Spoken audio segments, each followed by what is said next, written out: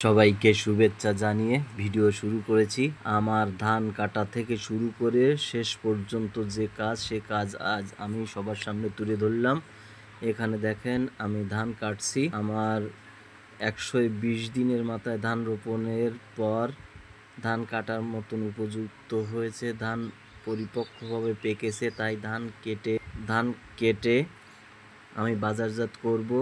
এর আগে ধান কাটার আগে অনেক কাজ, ধান বিক্রির আগে অনেক ধাপ আছে, সেগুলো আমি ধাপে ধাপে আপনাদের দেখাবো।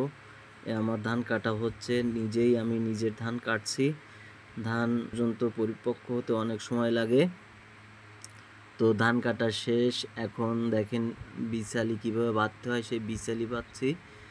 আমরা দুইজনই আছি, দুইজন নিজেদের কাজ নিজেরাই করি। তৃণা আমার সহধর্মিণী আর আমি দুইজনে এখন এই ধান বাড়িতে মাথায় করে বয়ে নিয়ে এসতেছি। দেখেন কিভাবে। অবশ্য আমি তেমন বইতে পারি না, তাই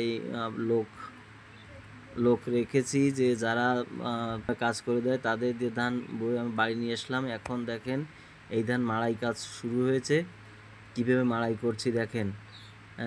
মাড়াই করছে আমি আরেকজন, আর সামনে একজন ধান পরিষ্কার করার কাজ করছে সামনে। কিভাবে ধান পরিষ্কার করতে, মাড়াই করার যে মেশিন সেটা লাগে, আর যে সেচ পাম্প আছে সেটা ব্যবহার করছি একটা দড়ির মাধ্যমে। মাড়াই মেশিন ঘোরাচ্ছি সেভাবে। দেখেন কিভাবে এই মাড়াইটা হচ্ছে। আপনারা দেখলে অবশ্যই বুঝতে পারবেন কিভাবে মাড়াই হয়। আর আমি এখানে একটু হাত নেড়ে দিলাম, সবাইকে হাই বলে দিলাম। দেখেন কিভাবে মাড়াই হয়।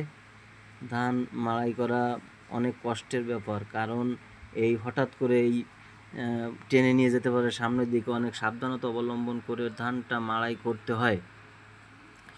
মাড়াই কাজ শেষ। এখন দেখেন ধান পরিষ্কারের জন্য কিভাবে ধান পরিষ্কার করতে হয়। একটা ঝুড়ি দিয়ে ধান উপরের দিকে চেলে দিয়ে পরিষ্কারের জন্য একটা কুলা ব্যবহার করতে হয়। কীভাবে ধান পরিষ্কার করতে হয় দেখেন। আমি তার একটা অংশ দেখাচ্ছি আপনাদের, কীভাবে ধান পরিষ্কার করতে হবে।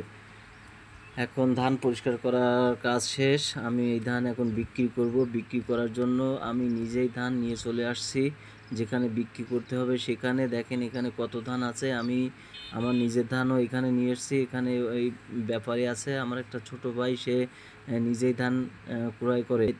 তাকে একটু ভিডিও নিলাম। দেখেন সে আছে ওইখানে।